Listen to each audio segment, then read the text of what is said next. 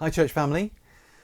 Last November Emily did a plug for the Advent book Fixated by Tim Chester, and we were thrilled to see how many of you decided to get a copy. I think she ended up ordering about 100 copies, and I hope you enjoyed using it during December.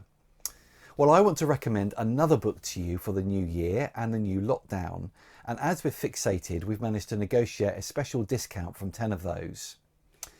Gentle and Lowly is one of the best Christian books I have ever read. Certainly one of the best Christian books in the last 5 to 10 years. I read it for the first time during my summer holiday, and I've read it twice more since then, and we're currently reading it as a staff team. That's how helpful I think this book is. If you follow other Christian leaders on social media, you'll probably already have heard of it, because over the last 6 months everyone's been talking about this book, and I think that's because it's very timely. Look, we're all feeling exhausted and frustrated and weary at the moment, aren't we? And here we are again in a new lockdown, and we just want to be encouraged and comforted and nourished as believers at the moment. And that's why Gentle and Lowly is such a wonderful and unique book. Its subtitle gives you an idea of its theme. This is a book all about the heart of Christ for sinners and sufferers. In 23 short chapters, most of which are no more than 8 pages long, the author Dane Ortland beautifully unpacks and then applies the truths and the theme of Matthew chapter 11 verse 28, where Jesus says, "Come to me, all you who are weary and burdened, and I will give you rest." Now look, as Bible-believing Christians, we know what Jesus did for us on the cross. We know the gospel. But how does Jesus feel about us now as his people? How does he feel about us when we fail to resist temptation or fall into sin yet again? How does he respond when he sees that our hearts are cold or spiritually distant? How does he regard us when we fail to live as we should, or when we struggle with doubts or fears? How does he react when we just find it hard to keep going in the Christian life? Or as Dane Ortland puts it in this book, what is his heart towards sinners and sufferers like us? Well, that's what this book explores. One reviewer I read put it like this: many Christians who know the gospel nonetheless struggle to experience and enjoy the Christ of the gospel. Perhaps that's in part because they're not at all sure he enjoys them. They live with the sense that Christ is often slightly fed up with them, that they're just a few sins away from exhausting his patience, that he's more grumpy than glad when he thinks of them, that even if he's willing to forgive, he does so reluctantly and reproachfully. But Ortland wants us to know who Jesus really is. What is his most natural to him? What flows from him most freely and instinctively? At his core, Jesus is gentle and lowly.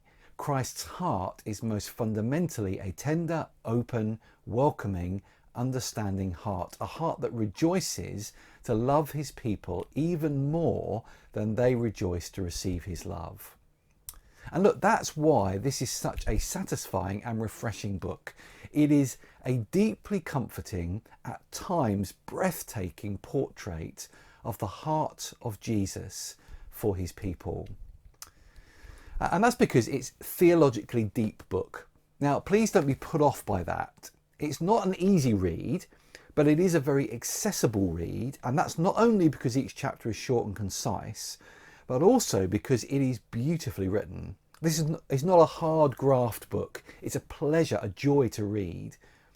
But it does need to be read slowly. You'll get the best out of this book by grazing your way through it rather than rushing it. I suggest no more than a chapter a day, so that you allow the truths about Jesus that are unpacked in each chapter to sink into your heart and give you that sense of rest that Matthew 11:28 talks about. As I've indicated, it's a book I've returned to more than once because of how encouraging and deep it is. Well, one of the other unique things about the book is the way Ortland mines biblical insights about Christ's heart from Puritan theologians from the past. Again, please don't be put off by this. Maybe you've never read the Puritans before. But when he quotes the Puritans, these quotes are always brief. And if they use language that's harder to understand, he always then goes on to explain and unpack these in accessible and very contemporary ways. And the result of all this is a satisfyingly deep, yet readable book, which will comfort, encourage, and nourish your soul and help you delight in the gospel and feel and sense the grace of God towards you. So I urge you to get a copy. I plead with you to get a copy. We've negotiated a special price with 10 of those, which is a significant reduction on the normal retail price. I recognise that isn't as cheap as the Advent book was, but as you can see, it's a hardback book and it's one that I guarantee you'll want to last, so you can return to it again and again. If you order the book, you also get a free ebook version of it as well. Just let us know if you want us to send you that as well. And it's also available on Audible if you prefer to read your books that way. We'll be putting in an order for this next Friday, so please do order your copy before then. I commend it to you.